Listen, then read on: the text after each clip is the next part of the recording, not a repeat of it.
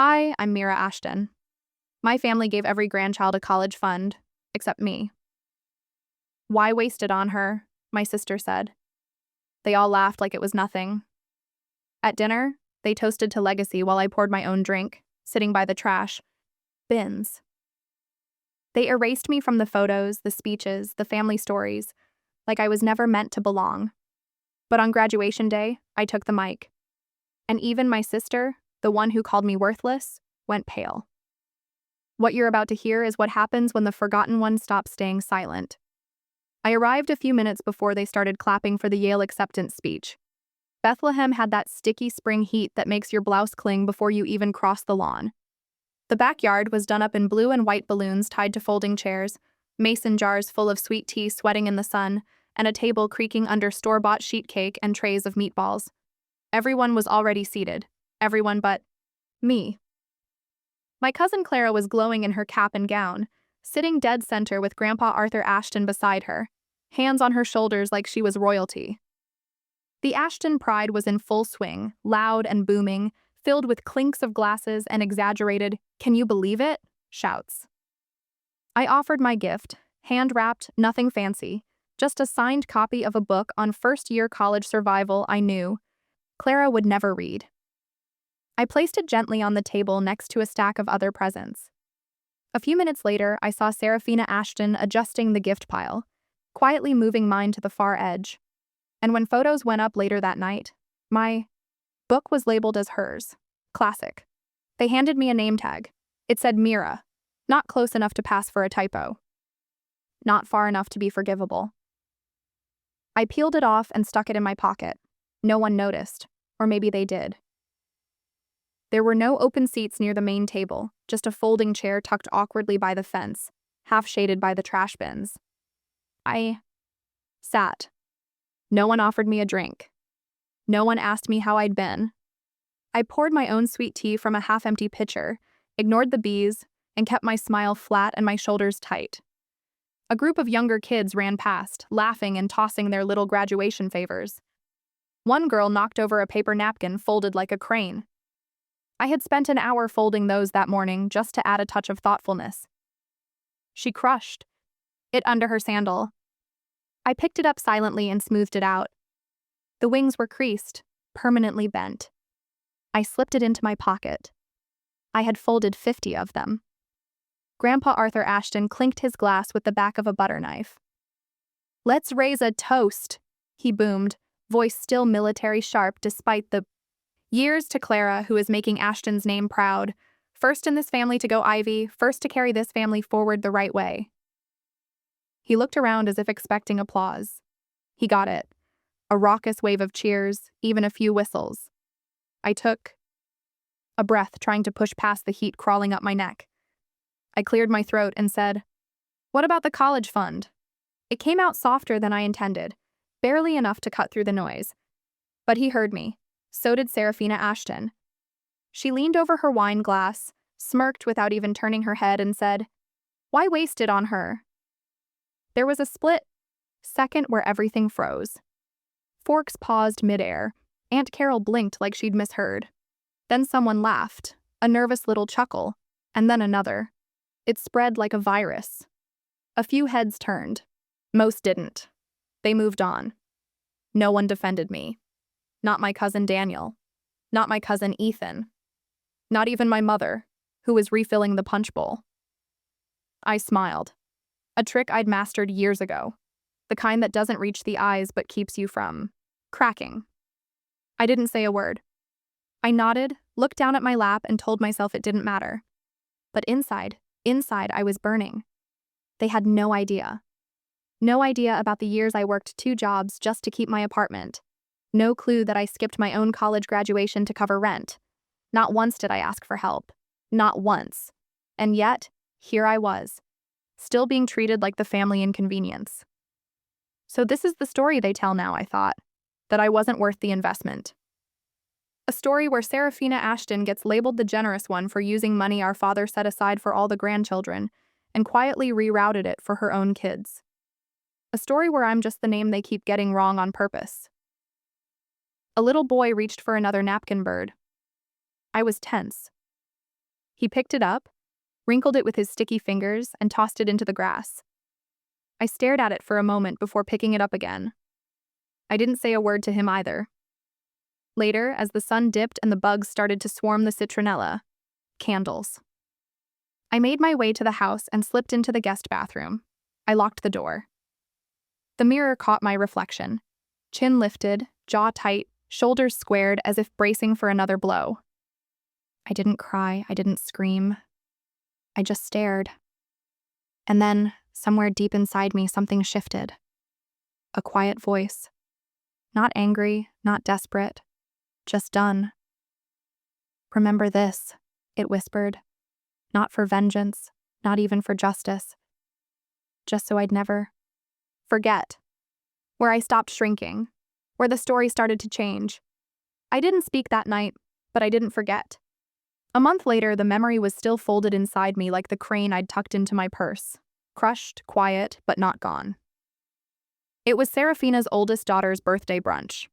The invitation came in a group message with no greeting, just a flyer and a line that read, "We could use help with drinks, thanks."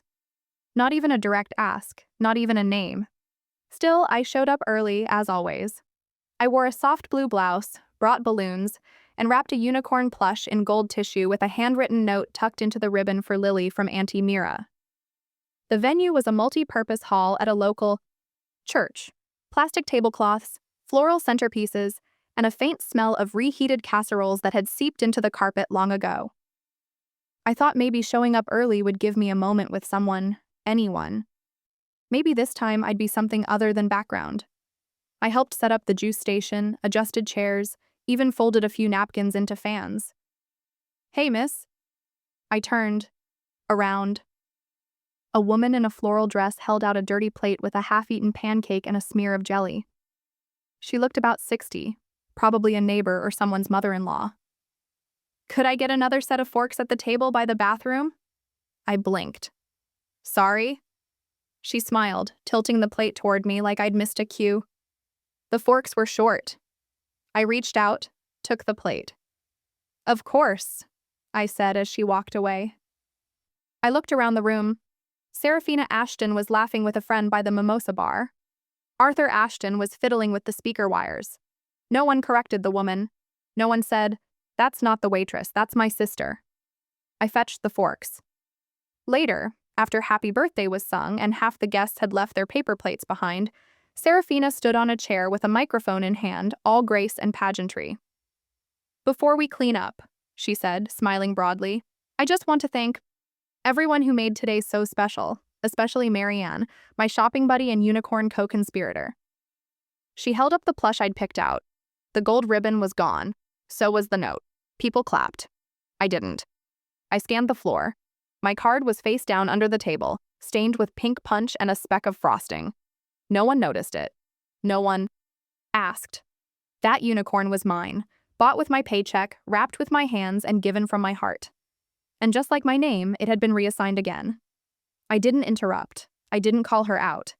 I swallowed and sat in the folding chair by the kitchen, the one no one ever really wanted, right next to the swinging door that staff used to carry trays in and out.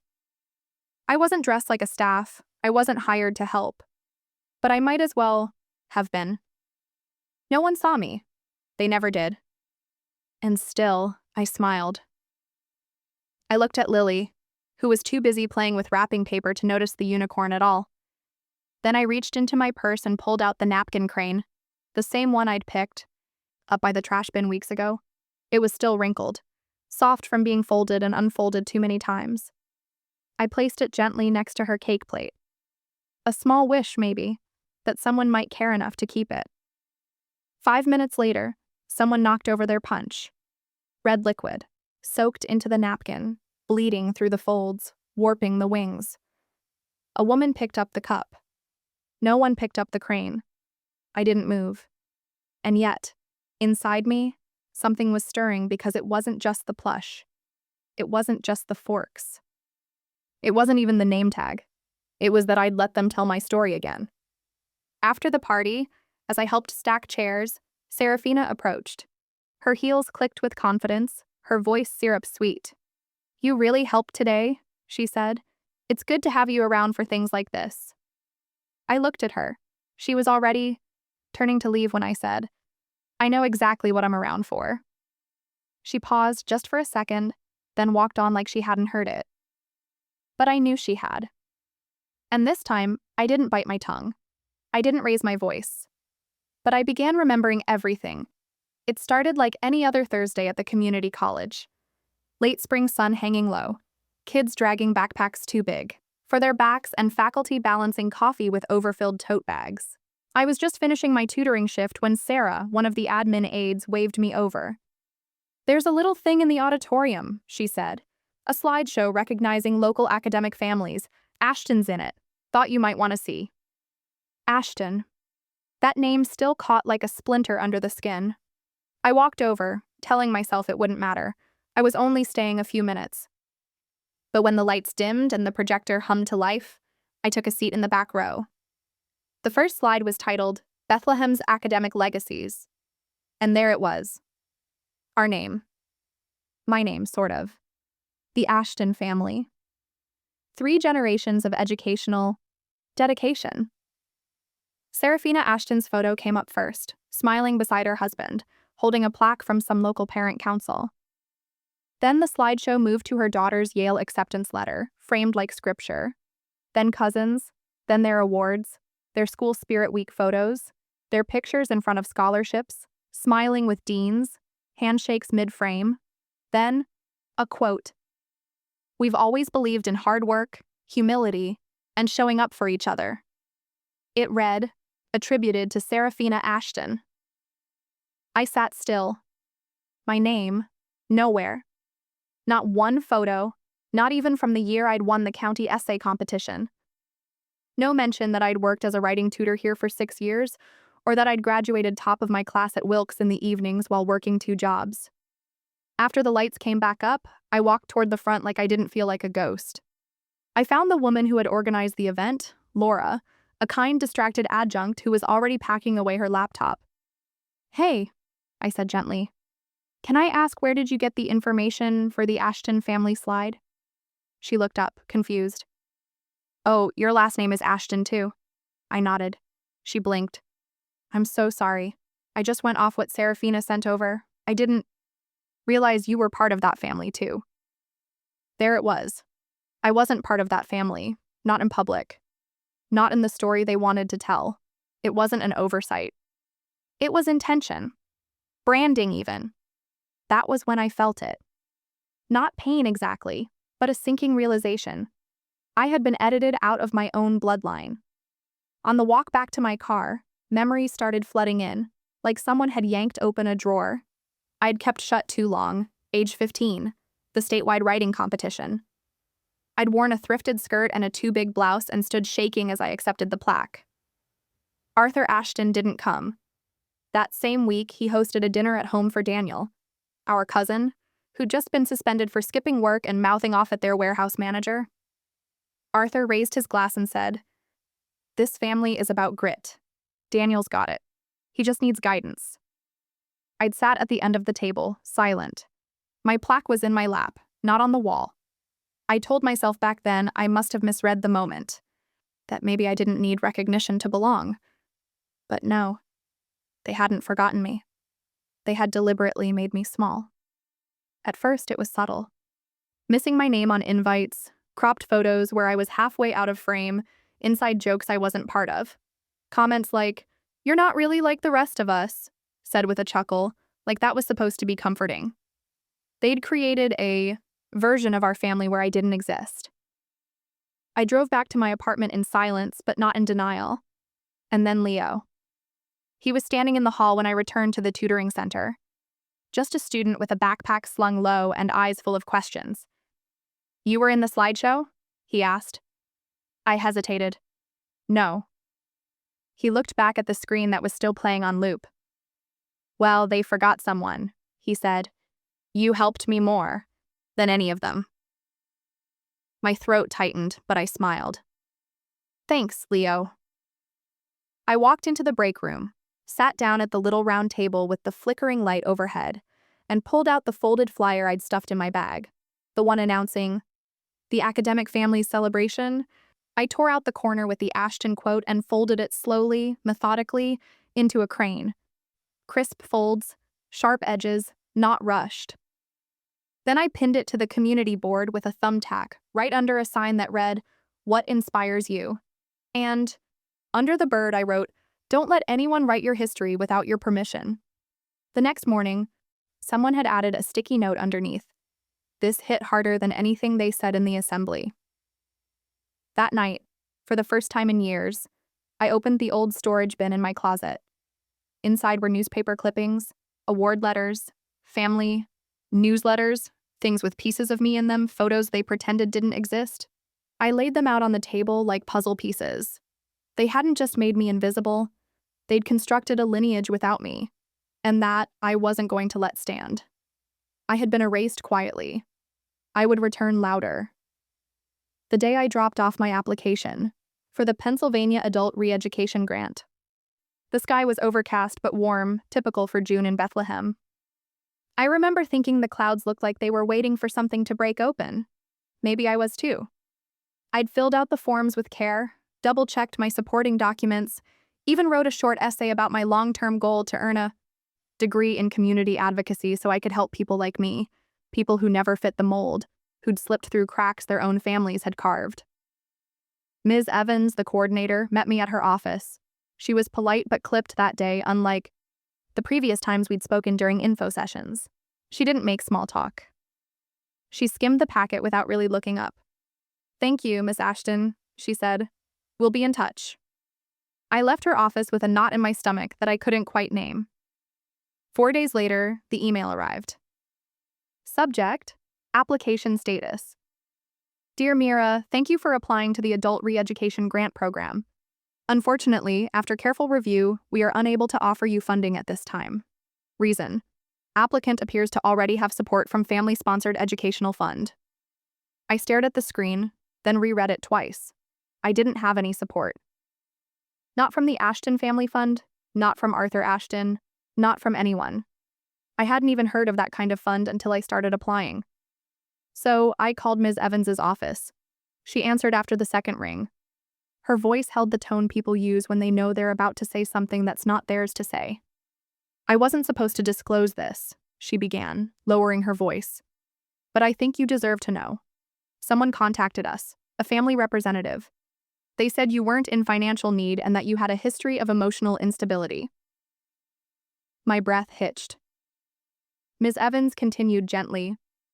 "They implied you might cause disruption in a classroom environment and said you had a tendency toward conflict." I didn't reply. I couldn't. The call ended with her saying, "I'm sorry. It was persuasive enough that we had to consider it." I sat still for a long time. The apartment was quiet except for the low hum of my fridge. My hands shook as I folded the laptop closed. I didn't even cry. There was a new weight settling in my chest, heavier than sadness. Sabotage. It wasn't enough for them to erase me from the family photo. Now they were locking every door I tried to open from the other side, quietly but firmly. And the worst part? They did it in a way that looked reasonable, respectable, polished. I opened a drawer and pulled out my folder of application materials, then the FAFSA emails I'd printed. Something didn't feel right, so I looked closer. The FAFSA portal showed a login timestamp from months ago I didn't recognize. Curious, I traced the IP address using an old tool from my temp job days. It led to a network registered to Daniel's construction office, my cousin. The same cousin who once told me, "You overthink everything, Em. That's your problem." I felt the breath leave my lungs. My fingers moved faster now. I checked emails from old internships I'd lost mysteriously, the conference invitation I never received, and a letter I'd written to a foundation years ago, somehow intercepted and answered with a form rejection. A pattern began to emerge, and it had fingerprints. Family fingerprints. I almost couldn't believe it until I remembered something Serafina Ashton once said in passing at a barbecue. "We can't have too many narratives floating around," she told Arthur Ashton, eyes on me as she sipped sangria. "It dilutes the legacy." I'd thought she was talking about political messaging. Now I knew better. That night, I opened a blank email and began typing. Subject line, I know. It was addressed to Arthur Ashton. I wrote about the scholarship, the call with Ms. Evans, the FAFSA login, the legacy fund I was apparently not fit for. Then I stopped, saved it, printed it. I didn't send it. Instead, I folded it neatly and taped it to the inside of my closet door. A private declaration, not for them, but for me. They didn't get to decide who I was anymore. That evening, I went back into the storage drive on my old hard drive. Years ago, I'd helped Daniel organize some digital family files, photos, letters, scanned documents. I remembered thinking it was odd how much had been misfiled. I searched for Mira Ashton. Just one folder popped up. Mira Ashton, unsuitable for legacy fund. My throat dried. I clicked it open. There was a document inside. A letter from Serafina Ashton addressed to Arthur Ashton. She wrote about brand integrity and how positioning Serafina as the face of academic success would resonate more with community leadership. She even used the phrase, "Mira's unpredictability poses a long-term reputational risk. She's better, positioned outside the spotlight." They hadn't just ignored me. They'd planned my invisibility. I closed the laptop and stared at the screen's black reflection. Then I picked up the phone and dialed a number I hadn't in years. Professor Davies answered on the second ring. Her voice still held that mix of sharp intellect and maternal steel I remembered from college. "Mira? Hi, Professor," I said. My voice was clear, steady. "I'd like to write something, but this time not for silence." I wasn't angry anymore. I was awake. The invitation came in a thick ivory envelope, sealed, formal, unnecessarily elegant for what was really just a dinner. Serafina Ashton's handwriting was as precise as her intentions. Small gathering for Mom's birthday, family only, dinner at my place, 6:30 sharp. No hope to see you, no warmth, just a time and an address. I debated going, not because I wanted to be included, I wanted to observe. I arrived 5 minutes early, parking down the block. The house was new, modern gray siding, oversized windows, an architect's dream on a trust fund budget. I stepped out of my car and adjusted the scarf around my neck. June evenings still held a breeze in Bethlehem. The front door opened before I knocked. Serafina didn't smile. "You came." Her tone wasn't surprising. It was a calculation, as if she hadn't expected me to come but had prepared her face in case I did.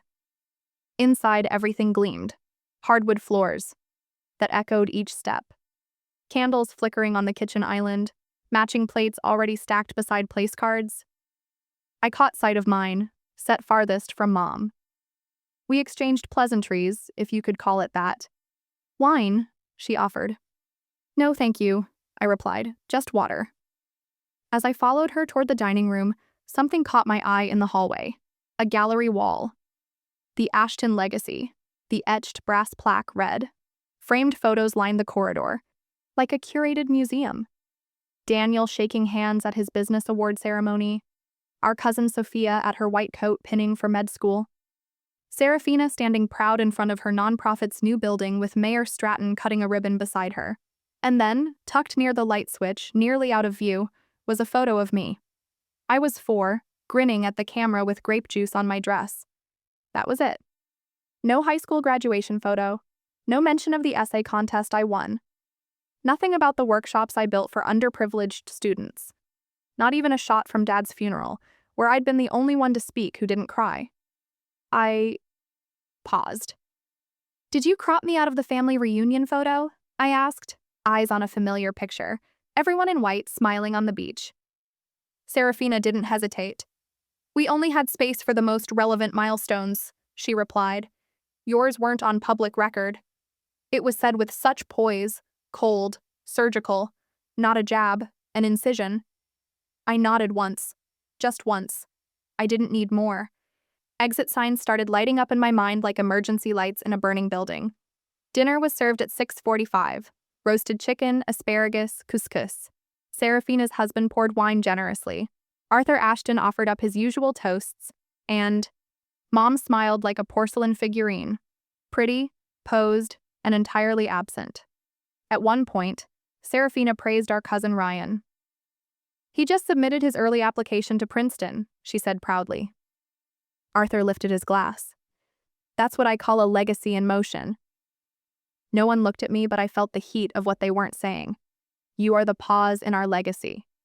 I chewed slowly, quietly. In my mind, I composed lines, not for them, but for myself, a spoken word piece titled The Edited Woman. First lines began to form between bites of chicken. She was never forgotten, just misplaced between glory and guilt, cropped where convenience demanded, quiet where noise was required. No one asked about my work. No one asked how I was, but I kept watching. I saw Serafina beam as her daughter, Lily, passed around her. New napkin trick. Mom taught me this, Lily said proudly, holding up a crisp white swan. I recognized the fold. I'd invented it one summer when I was 9. I used to teach it at church picnics. I didn't say a word, just picked up my napkin and, with slow hands, folded it into a crane, wings extended wide. Before we left, my niece tugged on my arm. Can you show me how you made that one? I knelt beside her. You want to learn something different? She nodded eagerly. I took a fresh napkin from the table, placed it gently on the sideboard, and began folding it into the crane. Step by step, her fingers mimicking mine. Wings open wide, I said, so it doesn't forget how to fly. She smiled. And I smiled back, not at her, but at what came next. Because I didn't just leave that house. I left the version of me they had built. I didn't just leave that house. I left the version of me they had built. And with every step I took towards something real, something mine, I started seeing their construction for what it was, a fragile facade stitched together with dismissal and manipulation. 2 weeks later, I got the email from the dean's office. Subject line, graduation speaker confirmation. I sat in my kitchen staring at it, blinking twice before opening it, half expecting some cruel twist. But no, it was real. They had approved my application to speak at the community college's upcoming graduation ceremony. My topic? Redefining legacy. For the first time in years, I felt like someone had handed me a microphone without muting it first. I threw myself into writing. After work, I'd stay up late, scribbling paragraphs and crossing out lines. I rehearsed it out loud until my voice cracked, until the words sat on my tongue like truth that had always been there, waiting for a place to land. I didn't tell my family, not at first, not yet. It felt too sacred to risk. But good news travels quickly when it's not protected. 3 days after the confirmation, I got a text from my younger cousin, Chloe. It was short, confusing. Sorry, meant to send this to Daniel. Attached was a screenshot. It was from the family group chat, one I was never in. Serafina Ashton had typed, "Let her have her little speech. It'll be sad and poetic like always. No one will remember it." Daniel's reply came fast. "Just make sure someone reviews it. Don't let her go rogue on stage." I read it twice, not because it was shocking, but because it wasn't. It felt expected. What stunned me was the tone. Not anger, not concern, just casual dismissal. Like I was a nuisance they had agreed to tolerate as long as I stayed predictable. 3 days before the ceremony, I got called into the dean's office. He didn't meet my eyes right away. "I'm sorry, Mira," he said. "We received a formal complaint from your family. They expressed concern about your emotional state." I didn't respond. "We have to revoke your speaking slot. It's for the sake of neutrality," he added, as if he thought saying it kindly would soften the blade. I stood up, nodded once, and walked out. I didn't go home. I wandered campus until my feet hurt, ended up in the library, sitting at a corner table beneath a flickering overhead bulb staring at my printed drafts. My fingers trembled as I spread them out like playing cards on a table no one else was playing. I didn't cry. I laughed. Not the kind of laugh that makes people laugh with you. The hollow kind. The kind that slips out when you finally understand that the people who were supposed to lift you built their ladders from your silence. That night, I didn't sleep. I sat on the kitchen floor, surrounded by paper cranes, each folded from a different version of my speech. Draft 1, Draft 2, the safe version, the real version, the one with my heart in it. The final crane, I folded it from the rejection email. Sharp edges, clean lines, perfect wings. I slipped it into an envelope and wrote one sentence on the front. If I can't speak on your stage, I'll build my own. I mailed it. Not to the school, not to my family, to the editor of the local paper. The next morning, my phone buzzed. Serafina. We just wanted you to be okay, her message read. You can still attend, of course. Family comes first. I stared at the screen. My thumb hovered over the keyboard, but I said nothing. She would see my reply when the print hit the stands. The day after, I got a response. Subject: Your voice. Deserves more than one stage. The email was short. We read your piece. If you still want to speak, our mic is yours. Regional Education Summit. 800 in attendance. No edits. It wasn't from a dean or a family member. It was from someone who saw my voice not as a liability, but as something worthy of being heard. And in that moment, I understood something simple and enormous. I hadn't lost my voice. I had just changed the room. And the silence they expected from me? It didn't follow. The regional summit was held in a modest civic center just off the highway. No chandeliers, no engraved family plaques. On the wall. Just folding chairs, rows of attentive faces, and a small wooden podium under warm, honest light. This wasn't their kind of crowd. These weren't people who called me difficult behind polished smiles. These were the ones who'd waited tables, raised kids alone, taught night classes, like me. The ones who had been edited out of stories, too. The night before the summit, I opened a drawer I hadn't touched in weeks. Amid flyers, takeout menus, and old receipts, there it was, my original speech draft. Faint coffee ring on the corner, paper softened from so many nights of clutching it without realizing. The first line made me pause. They said I was born from a broken branch of a strong tree. I whispered it out loud, and something inside me settled. I didn't rewrite it to sound better. I rewrote it to tell the truth. Each line was sharper this time, not bitter, just clear. Around midnight, my phone buzzed. It was Olivia, a fellow graduate and one of the few who'd ever really asked, "Are you okay?" She'd managed to snag a copy of the seating chart for the college's upcoming ceremony. My name wasn't on it, not even in the back row. "Mira," she wrote, "it says you declined participation." "Did you?" "No, I didn't. But someone did on my behalf." I scrolled down to the signature submission request, final list provided by Serafina Ashton, confirmed by administrative liaison. That was when the breath left my body. They hadn't just stripped my speaking slot. They'd removed me entirely. Again. This time I didn't write an email, didn't call the office, didn't ask questions. I already knew the answers. I closed the laptop, took a shower, made tea, folded 3 cranes, just 3 each from a copy of my new speech. 1 line on each wing. Then I packed them in a small white box. Late morning, I met Ms. Evans for an early dinner. We hadn't spoken in person since the grant denial weeks ago. She chose a quiet booth near the back of a local diner, someplace without expectations. She looked up when I arrived, almost surprised. "I read your piece again," she said before we'd even ordered. "I didn't just read it. I felt it. You didn't drag them. You stood without shaking." I smiled. Not wide, just enough. "That's the point," I replied. "Loud doesn't mean messy. Sometimes silence has sharp corners." Ms. Evans didn't respond right away, just nodded. Almost like an apology was caught in her throat, but couldn't quite make it out. After dinner, I went home and checked my email one more time. There was a message from Nina, a classmate from speech writing. She'd always been quiet in class, but had a knack for saving everything. She'd sent me an audio file labeled, "You should have this." It was a phone recording, about 3 minutes long.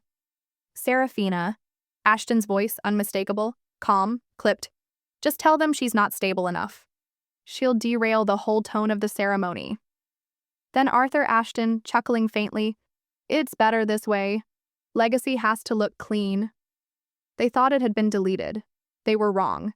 The file was scheduled to go live, courtesy of Nina's older brother, a journalism major who knew how to time a post for maximum reach. Set for 9 a.m., the same hour as the graduation. No commentary, no drama. Just truth, stripped of spin, stripped of their control. That night, I stayed up to finish my folding. The final crane was made from a page I'd torn out of my journal. The one that still had scribbled lines from a time when I thought the only way to be seen was to be quiet enough, agreeable enough, useful enough to fit. I folded slowly, with intention. Then I slipped it into my coat pocket. The Civic Center was empty when I arrived to rehearse. The stage was small, no spotlight, no frills. I stepped up, holding nothing but the crane in my hand. The microphone was still turned off. Didn't matter. I looked out into the empty chairs and whispered, "They built the table. I brought the truth." Then I exhaled. And for the first time, in a long time, I didn't feel like I was waiting to be allowed in. I felt like I had already arrived. I didn't need a spotlight. I needed a mirror. And that morning, standing backstage in a city that didn't know my family name, I finally saw myself clearly. Philadelphia's Regional Education Summit had filled the Civic Hall with more than 800 people. Teachers from underfunded districts, community, leaders, parents, students, survivors, builders. No one there had been coached to smile through gritted teeth or nod when someone said, "She's just sensitive." No one there had heard the Ashton name and expected a speech in pristine tones about legacy and structure and endowments. When the MC introduced me, they didn't mention my last name. "Please welcome writer, mentor, and advocate for the invisible, Mira." I stepped forward, the box of folded cranes tucked under one arm and the final speech in my hand, creased, handwritten, mine. The mic was warm from the last speaker, but the room was hushed. Still, I didn't start loud. I started to be honest. "Some families pass down heirlooms," I said, voice steady. Mine passed in silence. Heads lifted. Phones went down. I didn't tell them about Serafina Ashton or Arthur Ashton or Daniel by name. I told them about what it feels like to be photographed but never framed, to be seated near trash cans at celebrations you helped pay for, to have your name erased, not once, but so subtly and so frequently that even you start to question whether you ever existed in the first place. "I was taught," I continued, "that worth is earned by being quiet, by not taking up space unless someone invites you to." Then I opened the box. Inside were dozens of paper cranes, each made from the drafts they tried to silence. I stepped down from the podium and handed one to a young girl in the front row. Her eyes lit up. She read the message out loud. "You don't need permission to take up space." Gasps spread like ripples. I walked through the aisles, passing out more. Legacy is not inheritance, it's courage. They called me a shadow. I became a light switch. By the time I returned to the mic, half the room held wings made of my broken words, now flying. What I didn't know in that moment was that one of the summit volunteers had decided to live stream the event. They thought my session would be inspiring. They didn't expect it to explode. But by the time I reached the closing paragraph, people online were already quoting me. "Broken homes don't raise broken people. They raise architects of their own worth." That line spread like wildfire. Back in Bethlehem, as my former classmates and family gathered for the graduation I'd been erased from, Arthur Ashton's phone lit up. It was a video. He watched the stream in silence. His jaw clenched, but for once he didn't correct or redirect. He looked down, then away. Serafina Ashton left the auditorium 5 minutes later. Someone said she looked ill. I didn't care enough to ask. I ended the speech without fury. "To anyone who's ever been seated by the kitchen door," I said, "your story matters. Write it, fold it, speak it." The room stood. No screaming, no chants, just the roar of stillness after truth. Backstage, as I was packing my things, a little girl no older than 7 came up to me. She held out one of my cranes. "I want to make one too," she said. I knelt down to meet her eyes. "Then make it in your name," I told her, "not anyone else's." She smiled and ran off, already unfolding her own page. 10 minutes later, while sipping water and watching the crowd filter out, my phone buzzed. A text from Arthur Ashton. I saw it. That was it. No apology, no denial, just acknowledgement. I stared at the screen for a while. Then I clicked it off, tucked the phone in my coat, and looked out the window. I didn't need his words. I already had my own, and still, they kept coming. A week after the summit, Arthur Ashton texted again. "You made your point." No apology, no acknowledgement of what came before. Just that, clipped, entitled, as if everything that had unfolded had been a matter of proving something to him. I stared at the message for a long moment. Then I pressed delete. Not out of anger, just choice. Sometimes silence is the only boundary people understand. Serafina Ashton never reached out. Daniel, I later learned, quietly removed the family's Ashton Legacy page from his firm's website, the one that used to list every grandchild's achievements except mine. None of them said the words that mattered. But for the first time in my life, I realized I didn't need them to. What I had needed all along was a new table. 1 month later, I opened the doors to my first community writing course. 12 folding chairs, 1 long table, a stack of paper, and in the center, a single crane. I placed it down gently and said to the group, "This isn't a symbol of pain. It's proof that even something folded can still fly." I saw eyes light up, not in admiration, in recognition. One of those eyes belonged to Leo. He'd been the kid who once stood beneath a hallway projector, who looked up at a slideshow and whispered, "They forgot someone." Now he was standing beside me. Co-teacher, co-founder. Together, we were launching a small publication called Chairs by the Kitchen, a zine, a home, a space where stories that never made the family newsletters would finally breathe. We curated essays, poems, even comics, all written by those who'd sat on folding chairs while others toasted over crystal. And we printed the first volume with a dedication page that read, "To every name that was misspelled, misplaced, or missing." I didn't expect what came next. Arthur Ashton showed up. It was the final session of our first workshop cycle.